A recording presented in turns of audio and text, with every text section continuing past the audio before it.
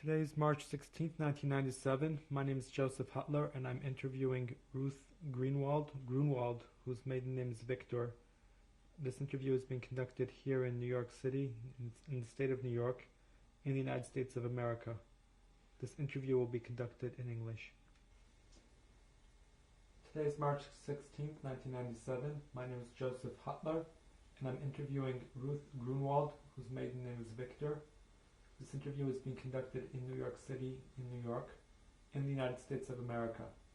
This interview will be conducted in English. Good afternoon.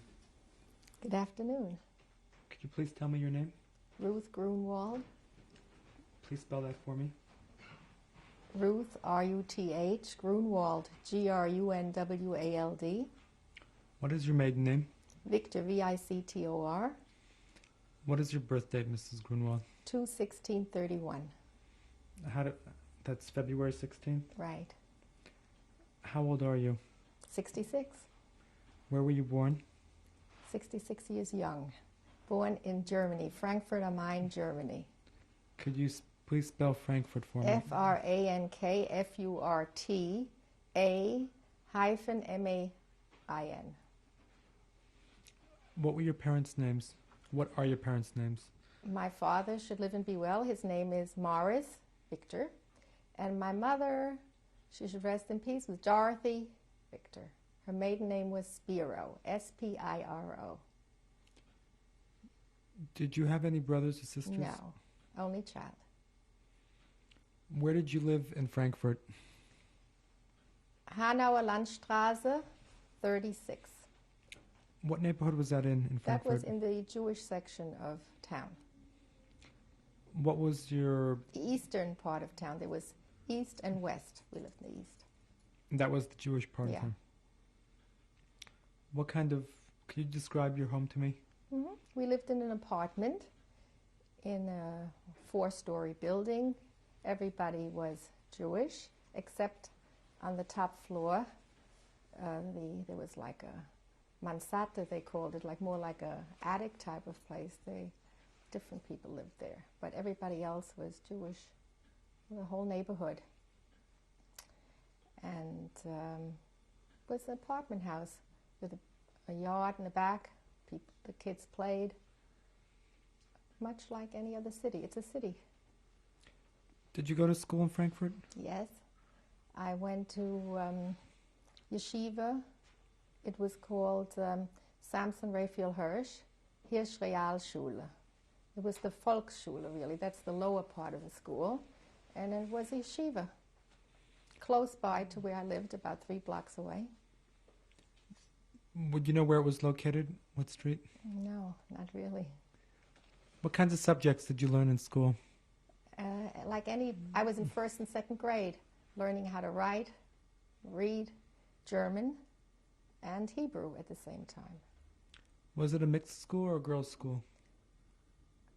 It was mixed, but the classes were separated. Girls' classes and boys' classes.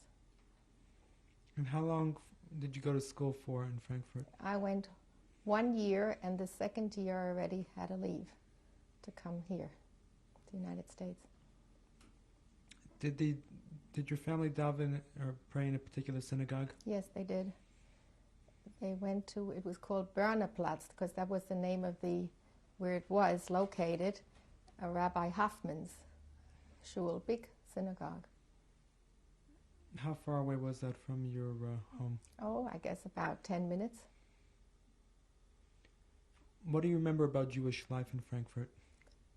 Jewish life was, first of all, it was very religious, the section where we lived. And there was a bakery and a butcher store, and everybody went to the bakery. It was like Williamsburg, something like in that order, I would say.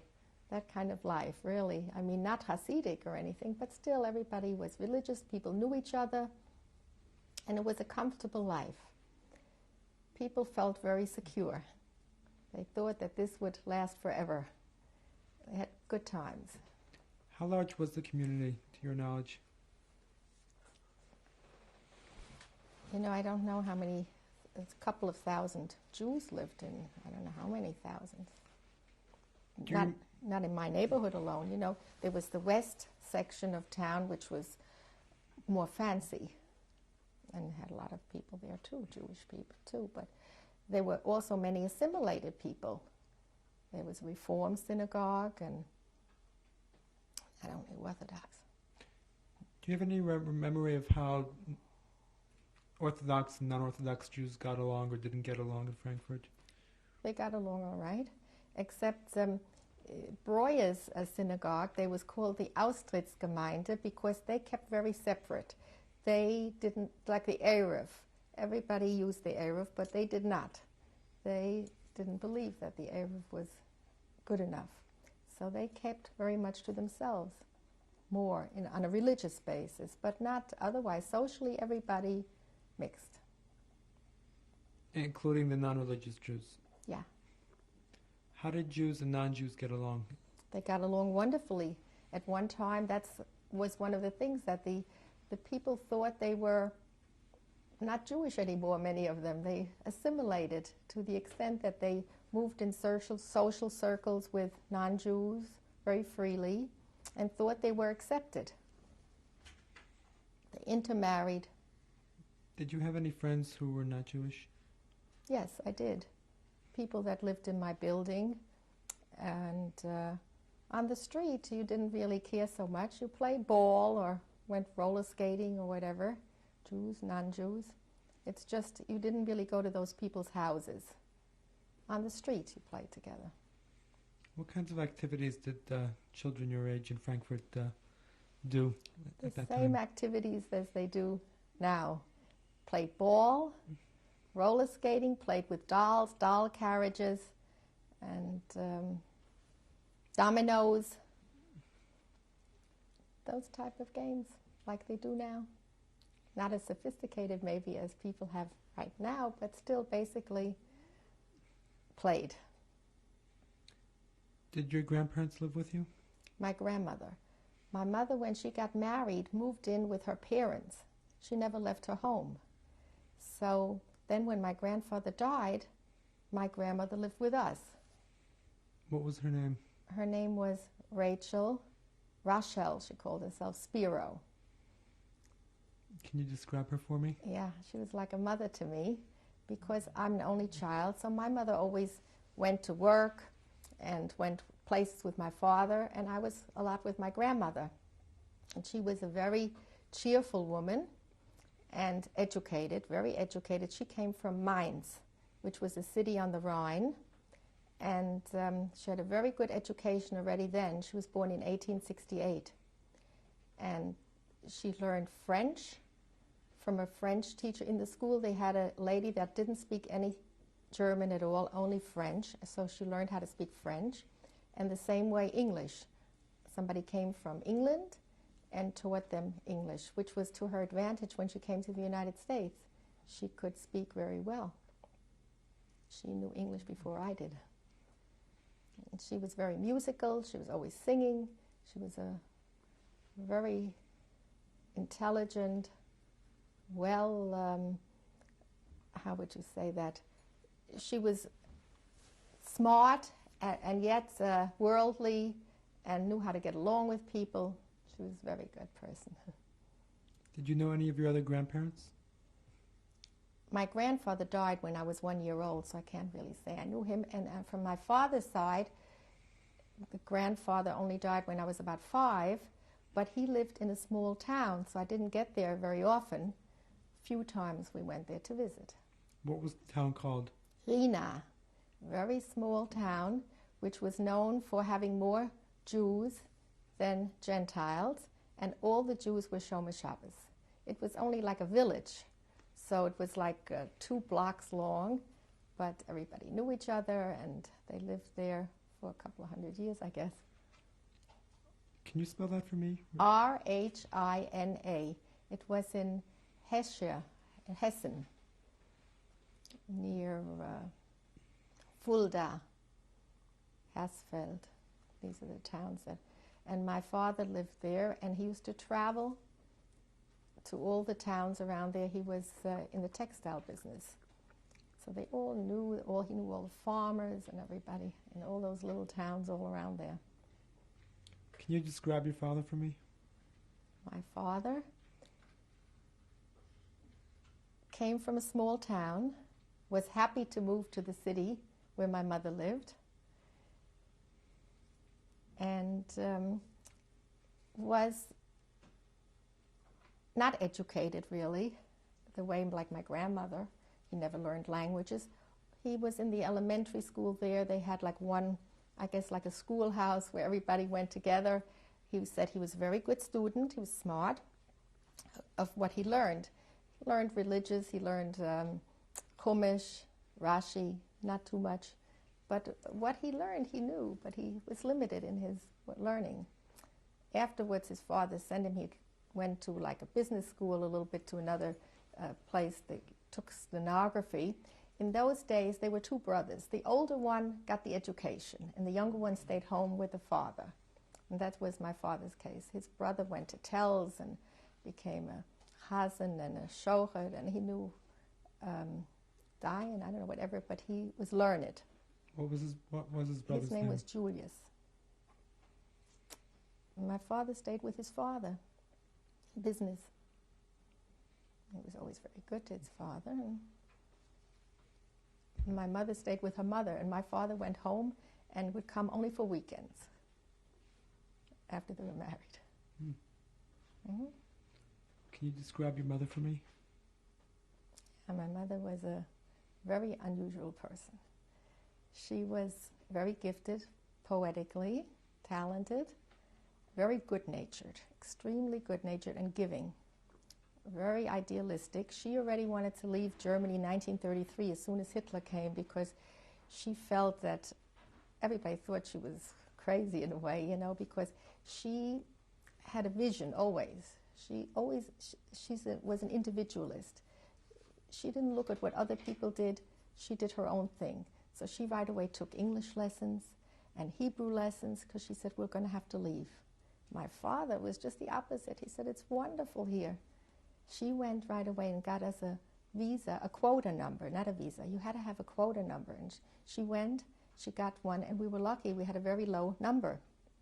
Later on, some people wanted to buy it from us.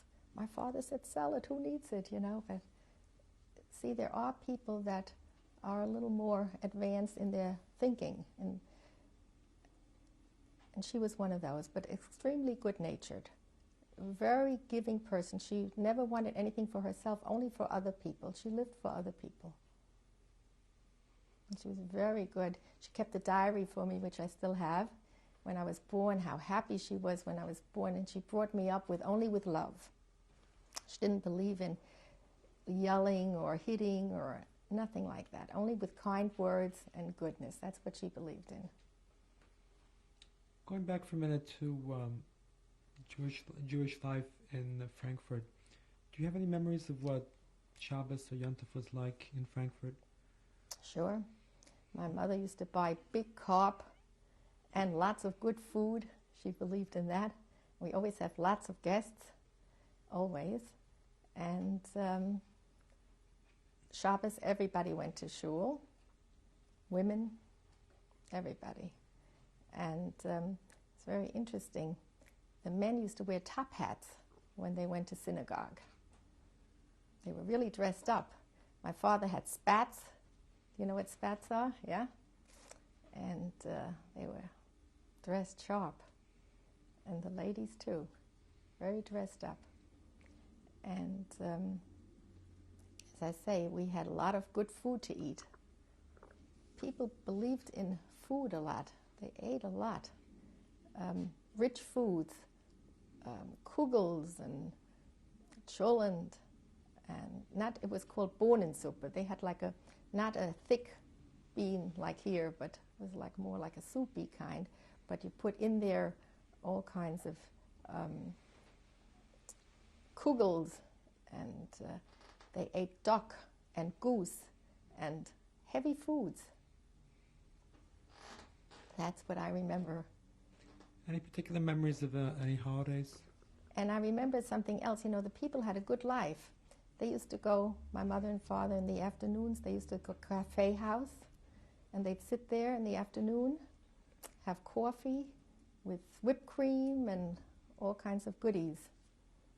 The people lived a very nice life.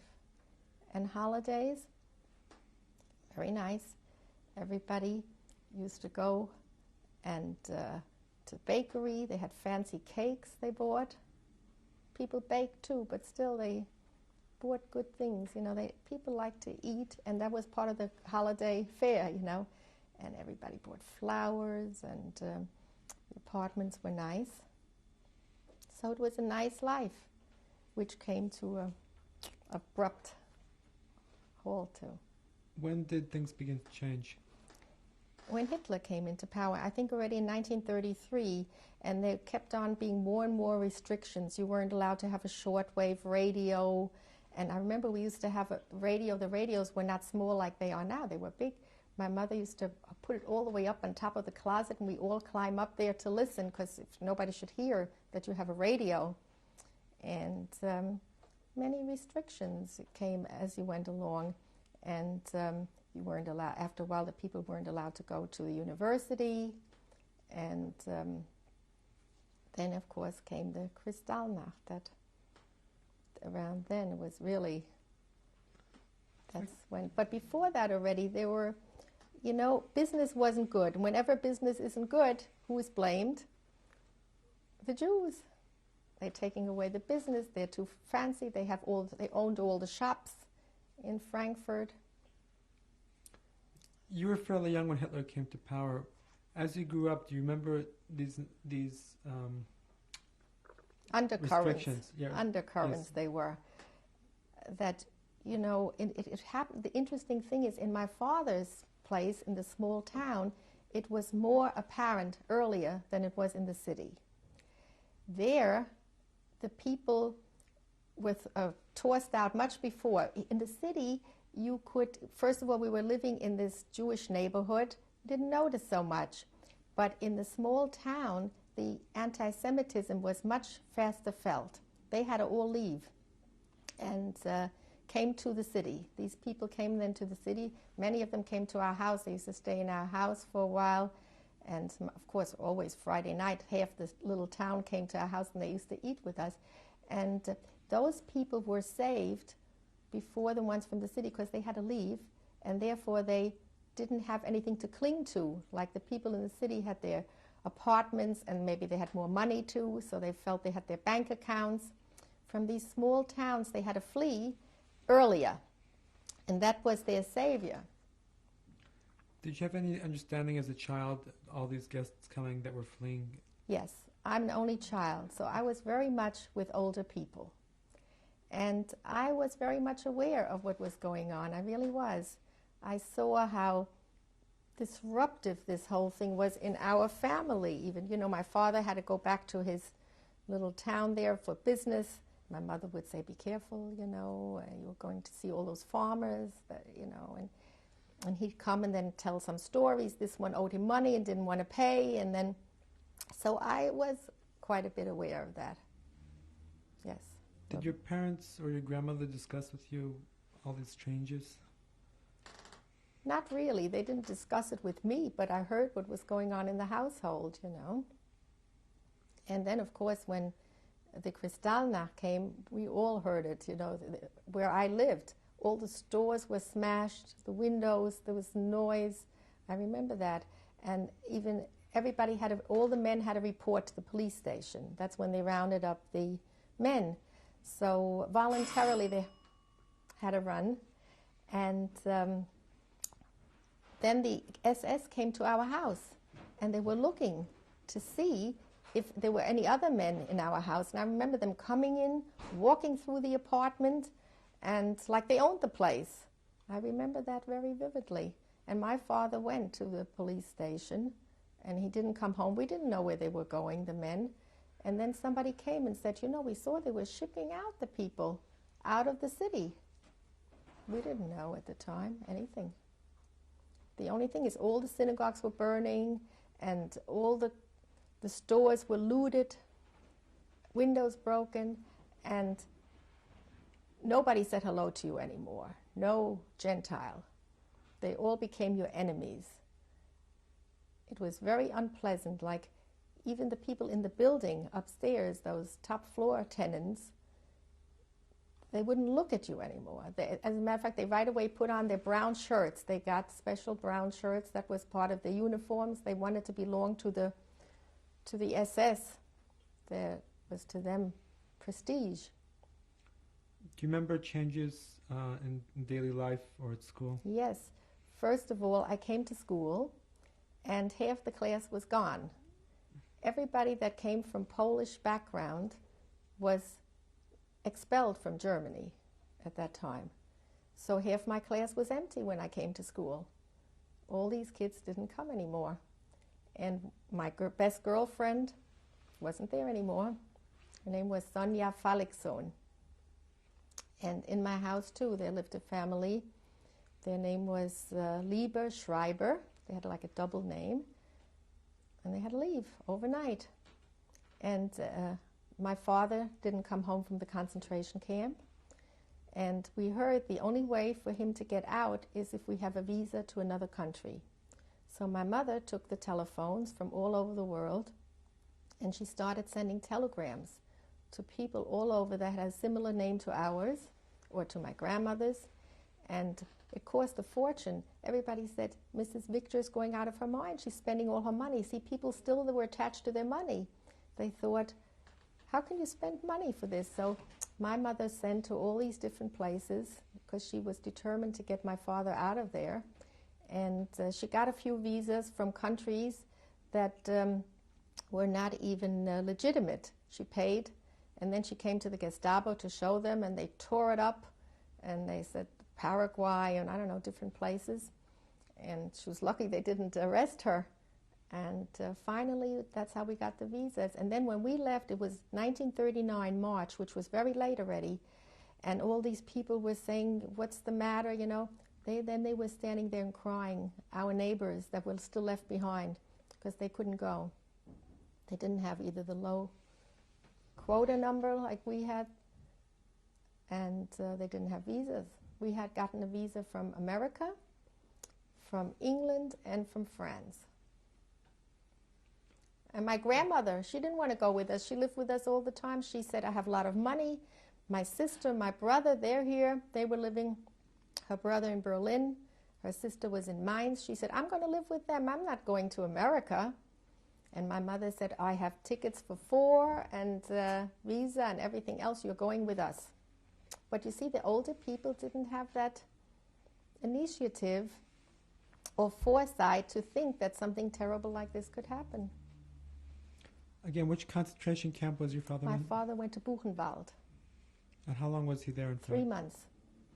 Which months were these? This was November when he left, December, January, February, and March we left Germany. He came home. He looked, no hair, you know, he's completely bald. They had shaved off his hair, and he was screaming. His nerves were completely, every little thing that happened, he threw himself on the floor and he was screaming. I remember that. He wasn't the same person as when he left. He had seen so many atrocities even then. That was before the war. People committing suicide and being hung and all kinds of things. And he said too that his luck was that he came from this small town where it was cold in winter and he didn't have any of the luxuries. The people that came from the upper crust, so to speak, in Frankfurt, they didn't make it. They couldn't eat, they couldn't go to the bathroom, they just couldn't live this terrible life. So many of them died. But the people from these small towns, they weren't so sensitive. They survived better. Do you have any particular memories of Kristallnacht in Frankfurt? Only that I remember the noise and everybody yelling and telling us that, you know, all the synagogues are on fire, and then my father leaving to report. I remember that. And also the police the SS coming into our house, marching in to the apartment, looking through everywhere in the bathroom. They went all over. And of course the terrible nervousness of our family. Yeah. And my aunt and uncle lived there in Frankfurt, you know, and he had to go also to, but he had been in the First World War, so he got out earlier. He let some of the men that had served, my father was too young to have served in the First World War, they let them go earlier out of concentration camp. And that I remember. Do you remember how your parents or your grandmother explained to you why you were leaving? I knew. I tell you, you felt. I was just 7 years old. I knew exactly what was going on. I saw even when they used to have parades. They had many parades in Germany. And this SS, they were marching along, and everybody was yelling, Heil Hitler. And they were so patriotic, all these Goyim. They were very patriotic. They were happy to join in this anti-Semitism, this hatred of the Jews. All over were, every store they had like these chalk markings that says Jude, Jude heraus, get out Jew, and dirty Jew, and all that. When we left, then after that they had that you had to wear the star, but we already had to change our names. Everybody had to change their name. Every man had to be Abraham and every woman Sarah in the passport. You became Sarah? Yeah, everybody. You had to have that name put in or something. Do you recall any specific anti-Semitic incidents directed at you? No, not really. I was a little girl, and I just remember how my family reacted, but I personally had no such experience. Do you remember the day you left Germany? Yes, I remember the day we left Germany with my mother and father. My grandmother had gone first to her sister and brother to say goodbye, and she went to Paris. But we went to England, and we stayed in England for 2 weeks and 1 week in Paris, and then we all met on the boat. It was called the Hamburg, the boat that brought us in March. We were all so seasick. It was stormy.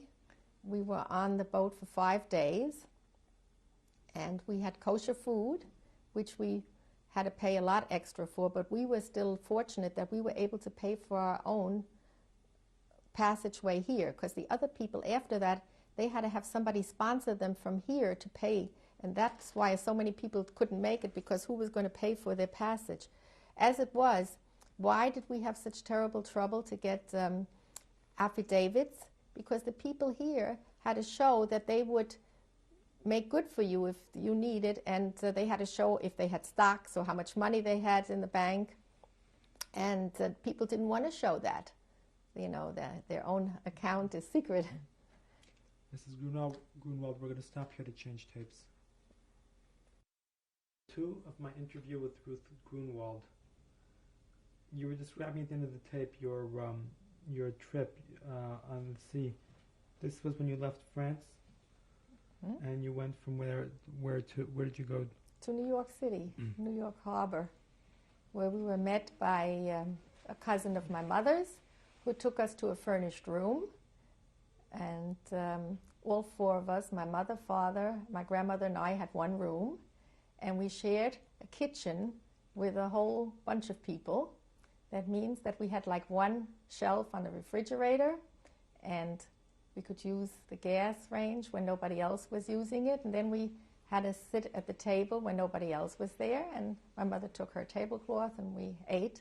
Then we left again, and when we went to use the bathroom, same thing. The bathroom was shared by everybody. I don't know how many people, lots. On your ship journey from Europe to America, did you encounter other people who were in the same situation as you were? Oh, yes. Most of the people, I think, on the ship were in the same situation with us. These were German Jews who German Jews that left Germany the last minute, more or less. And when we came here where we lived, there were also, in this rooming house, a lot of German Jews. And we came, I think we had $80 with us. That was all we were allowed to take. And I didn't speak a word of English. only German. And if anybody asked me my name, I was petrified. Ruth is very hard to say for Germans. It's Ruth. Different R and the TH is different. So nobody could understand me. When I said Ruth, they say, Ruth, whatever. I tell you, it was a terrible thing. It's a terrible thing not to know a language. You don't understand a thing that anybody's talking about. Where was this rooming house located? 142nd Street. 507 West 142nd Street. And I was there for 2 years. And the big day came when we could take another room. So my grandmother and I had one room, and my mother and father had another room. And they used to conduct their business in their room besides. My father was in textile business in Europe, but coming here, he didn't know what to do. They couldn't find a job. My mother finally found a job, which was because she was a Shomer Shabbos, Sabbath observer, and here everybody worked on Saturday. So she got this job picking rags in a factory, and she was sitting near the office, and she heard they were always talking about a place that was closed on Saturday. So she got the address, and my father went there, and he got a job. And after working, I don't know how many hours a week, they paid him $7 a week. And he had to work so hard that he took the money and he threw it on the floor, and he said, I can't work like this. It was so much work and so little pay. So he was out of a job. So what were they going to do? So they tried various things, selling pencils by the gross to stores. It was hard. Then they finally they got onto egg business. So they sold eggs retail. They went from door to door, and the next week when they came back to sell more eggs, the people threw them out. They were all rotten. They had gotten rotten eggs. So then slowly they learned that you have to candle eggs. Every egg had to be candled, and that they used to do in their room at night. And they sold the eggs to luncheonettes and restaurants. And also they were greenhorns here, and they were taken advantage of left and right. My mother would come home all excited. Oh, I got a big customer. 5 cases of eggs. And she would go the next day to collect the money. The place was closed. So she found out it's better to have somebody that buys only a half a case, but they pay you cash. And so they learned, and slowly they built up. They got a car, old car, $10 it cost or something. And it was a hard time to get it started in the mornings, but that's how they worked their way up. And I was living in a happy home, even though we had no money. Many a time we just cooked potatoes, no meat. Coming from a house where in Frankfurt they ate like, duck and goose and all that, but still it was happy home here. I had a happy home. It was hard, and I think that I also used to have nightmares. When I first came here, always that I was on the run. We were always on the run. There was an uneasiness, and you could, as a child, I could feel that uneasiness. There was uneasiness in the household, and it was all because of Hitler. It's something that stays with you for a long time. Where did you move from the rooming house? My mother decided that so many people got killed in Germany because they were attached to their furniture. As was she. She had everything so beautiful. She never wanted to be attached to anything again. So she said, we're not buying furniture. We only want to live in a rented apartment. Furniture had to be furnished apartments. So we always we moved all the time. Every time we found a place that was a little cheaper, we moved on to another rooming house. And my grandmother lived with us, and it was so much hotter here than in Europe that my mother said, it's too hot, she has to go to the country. So my grandmother and I would go to the country. Monticello we went to, and then we went to Spring Valley. I took a little room there for the summer, and we'd give up the room here. And then my parents would have a little room someplace, and they would come out like to visit once or twice a summer, and I was with my grandmother in the country. But my mother didn't want to be attached anymore to anything, and her whole value system changed. She said, I found out that we never had anything from the money. We used to inherit so much money. In Europe, the people lived for generations, so they inherited. And what happened with this money, either it went to inflation came, and then they had to deliver everything to Hitler. I forgot all about that. When Kristallnacht came, all our valuables we had to take. We had lots of silver because my grandmother's uncle had a store in Paris and he had no children, so she inherited. All that silver we had to take to the Gestapo, and they, I don't know if they melted it or whatever they did with it, they took everything away from us. No questions asked. You just, and all your gold and everything. My father kept one little watch that he had from his mother because his mother had died when he was quite young. And my mother said, "You're going to kill yourself for this watch, you know, you'll get killed." He said, "I'm not giving it up," and he hid it someplace. But my mother took everything, her rings, everything, bracelets, they had to take everything to the Gestapo. Everybody. So my mother didn't want any more material things when she was here. And she lived her life like that. She says, "I don't want anything that I can have to cling to in case I have to leave again or something." Did you continue your education when you came to this country? I did, but I think that I could have done much more if I would have stayed in Germany because I was at a big handicap. It took me years to really learn the language.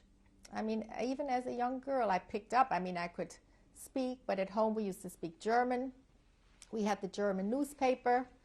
And also, my parents were very busy making a living. And therefore, they didn't stress education so much, even though my mother was very educated and my grandmother, they were busy with themselves, so they didn't push me to learn. And I think that because of that, I really didn't do as well as I should have or could have. What did you ultimately learn? I went to public school. I always went to Hebrew school. That's the first thing my mother did when she came here. We registered me in Hebrew school. I went 3 or 4 times a week. And then I went to high school, Julia Richmond, and I took courses in the evening in City College. And I worked as a bookkeeper and got married very early. You know, I was lucky enough to find such a good man. And what is your husband's name? My husband is Carl Grunwald. When did you meet? We met when my husband was here in 1948. I was about 17 years old. We met and didn't right away go out or anything. Then about a year or so later, I met him again. And then we started going out. And on my 20th birthday, I got married. I worked for a while until I had my first child.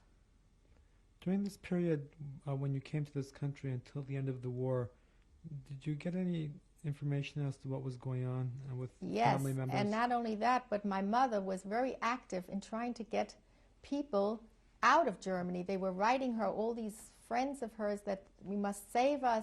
So my mother went to all kinds of rich people here and people that she thought were related to some of these people that wrote to us. And she had a very hard time because the people were very narrow in scope as far as they couldn't quite understand the situation at that time. That was like maybe 1940, 39, 40. And they were not very cooperative. They didn't want to give all their stocks and all their assets that they had in the bank and make good for other people. So it was very hard. They could have saved more people, but they did. The Germans made it much more difficult. You had to pay then already for the people's passageway here. And, you know, there were restrictions here, too. We were enemy aliens when we came here. We weren't allowed to have a camera because then came the war. We weren't allowed to have a camera, and we were not very well liked here. That's why we right away started learning English. Nobody wanted to speak German. German was, you know, we were not so well liked.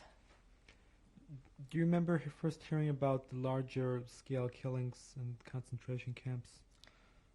Yes, because my grandmother's sister and brother, they went to Theresienstadt, which was supposed to be like a model camp. So they wrote us sometimes too that, you know, and we heard then Auschwitz and all that slowly, you know, about people being deported. And we had cousins in France where we went to before we came here, and they were deported from France. And Camp de Gers, was a camp in France where they went to, and we did hear. We got cards from people, but we couldn't do anything. We were very helpless here. We ourselves were not in a position to give anybody any kind of affidavit, but my mother was that kind of a person. I told you, she was very generous and good-natured. She was running around here trying very hard. I don't know, she did have maybe a little, but very little success. Now you mentioned that you had started having children. How many children do you have? I have 3. My daughter was born 3 years after I was married. What's her name? Debbie, Deborah, Vicky, and her name is now Fishman. And my son is Mark Grunwald, and 5 years after that I had Yossi, Joseph Grunwald. And they're married, and they went to school. They had good schooling. My husband was after them very much, always to, and they were bright children, and they were good. We had not any problem with them. Yeah. And they were understanding about some of my husband, maybe sometimes nervous a little bit, what he had gone through in life. And they, as a matter of fact, my son always said, I think that's why I'm successful, Baruch Hashem. If I could get along with Daddy, although he's a wonderful person, but he has his, certain ideas, and which are good ideas, but they're not everybody's ideas. Besides your time, spending your time as a housewife, what other things have you done? Well, I'm very involved with making matches, matrimonial matchmaking, yeah. And I go to the Bikur Cholim to visit the sick in the hospital. I go regularly for years. Every second week on Tuesdays I go. And I get a whole list of people to visit. I'm also in the Ladies Auxiliary. I'm on the board. So I'm active. That's from the school where my children went, although they don't go there anymore. It's the same school where I went to in Germany. And my daughter was valedictorian, and that time she said, I am the second generation to go to this school, and I hope my children will, but her children live in Israel now. So does she. You mentioned the nightmares when you first came over. Do you still have them? Sometimes. I'm still running. I think everybody has some nightmares. And what are nightmares? They're things that they're based on some things that you've been through and some insecurities. And I think leaving your country and going someplace else brings a certain insecurity, especially if you're forced out of the country, if you're not going by your own free will. How do you think your experience has affected who you are now? I think every experience that anybody has affects them. But I think, first of all, to have a mother like I had stays with me, that I try to help people too. I've never seen anything else but that. And also to be a nice person to people, and I'm also like more on the gentle side. I don't believe in hitting or being so strict, because that's how I was brought up. And I think you are what you see at home. Although maybe some of it is inherited, but still you're a product of what you see. Before we finish, do you have any concluding thoughts about your experience? Any message to your children? I would say that everybody in the long run leads their own life. But as I had said, it's part of it is from where you come from. And I think, of course, the religious belief is a very important thing, because I see that families that have a belief, they have a continuity that others don't have. And also, I think the family should always stick together. I think that's so important. Makes you a strong, complete person. You belong, and that's so important. To feel that you're loved. and to be able to give love. I think that's what makes life. Is there anything else you'd like to say? I'd like to say thank you. I want to thank you for allowing us to interview you. Thank you.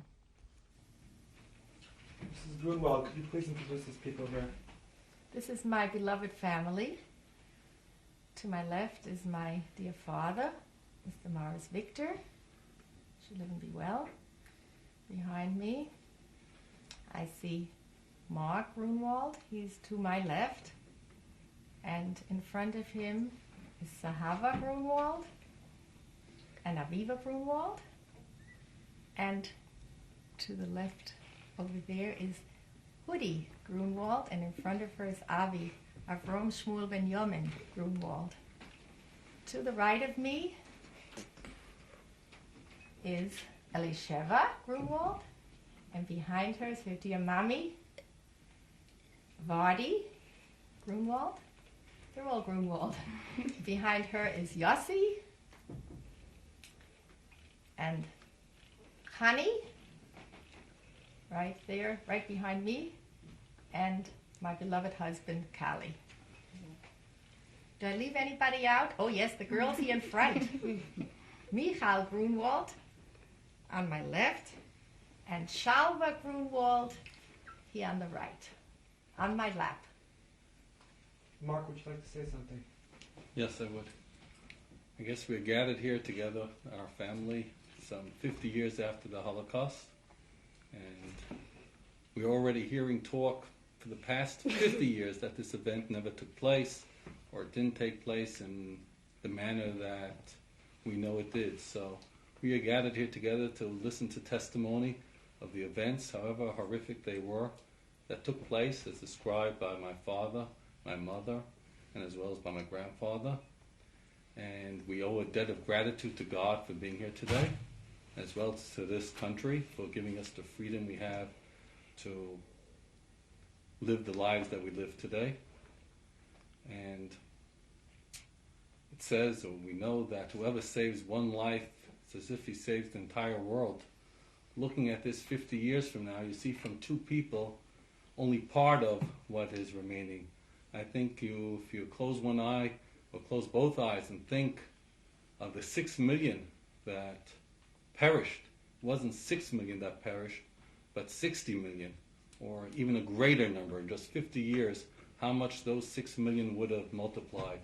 So I think the horror of the Holocaust, if one really thinks about it, is not lessened with time, but even greater with time, increasing with time.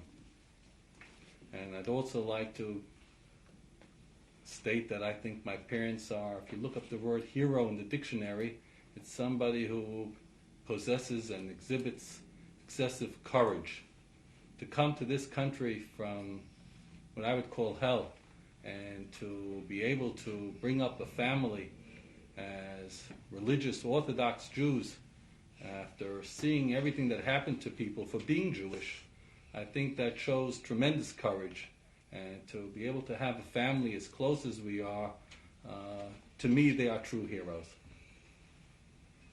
Yossi? I usually use all events of the past to always build for the future. And the events of the Holocaust, words basically can never describe what actually took place over there. And pictures, you have no feeling what took place there unless you actually went through it. And I, myself personally, and I try to instill in my family on a day-to-day basis that we are living like we lived back then. You lived every day on a day-to-day basis. To make plans for now, for the next 20 years, you cannot make plans for the next 20 years. In the same way, they live from minute to minute and from hour to hour, and only through the grace of God, through Hashem, they were able to live each second and each minute. Today, we have to live each minute and each hour as if it was our last minute and last hour. And that's why when we go to sleep in the evening, we thank Hashem, thank God for all the wonderful things that we have, and we ask God to forgive all our sins. And right away the next morning, we thank Him right away for giving us back the pure soul that we have, because every day to us is a special day, and we have to try to live each day like a Holocaust survivor, like it is our last day. And if we follow that path, then we'll be able to utilize the days and the lives that were all missed for many, many years past, and try to build for the future for all our future generations. Anybody else wants to say something? Before we continue, I would just like to take out this little letter. There's one part of the family that isn't here today, and that's my sister in Israel. And we wrote her yesterday and asked her if she would like to make a statement, and she did. So I'd like to pass this to my daughter. Would you like to read this? This is on behalf of my sister Debbie and her husband Emmanuel Fishman in Israel. As the children of survivors, we can attribute much of our behavior to the experience our parents had in the Holocaust. We see anti-Semitism and persecution as something that is always a possibility. It is not that we are paranoid. Our parents were burned and still carry the physical and psychological scars. Now we are being extra careful. It colors our daily living and is the basis of many of our decisions. Where to live, how to travel, and what to do. Be it vacation or school, it is ever present. This is certainly not the way the average person lives. There is a constant underlying fear that it, God forbid, could happen again, even in America. As the children of survivors, we are the first-hand witness of our parents' courage in the face of a hostile world. Our parents helped rebuild a complete and vibrant nation from the ashes of Auschwitz and the miracle of the second half of this century. We owe it to them and those that were martyred to continue to strengthen and build the Jewish people in every way. We must install in all our future generations the need for caution and vigilance by documenting and retelling the tragedy of the Holocaust, lest they forget. Emmanuel Fishman and Deborah Fishman, Grunwald. Is there anybody else who wants to say something? Okay, I just think I can't even imagine what my father-in-law must have gone through, and my mother-in-law at those times. But I know they must have felt that there's a purpose, that they're here, and that they've come through and survived. And I feel honored that I can try to pass on to their grandchildren the same values and purpose that they had gotten from their grandparents, because these are things they deeply believe in. And I see as my children are growing older, and I see that these same values are instilled in them, and the same beliefs, and that everything that my in-laws have gone through is going to be passed on, and it was not for nothing that they had to endure what they did. Anybody else? Thank you all very much. Thea und Moritz, Dorothy and Morris Victor, 1927 at their wedding. Where was this picture taken? Frankfurt am Main. My grandmother, Rachel Spiro, maiden name Hertz, on Riverside Drive in New York City. What year? I don't know exactly, approximately 1948.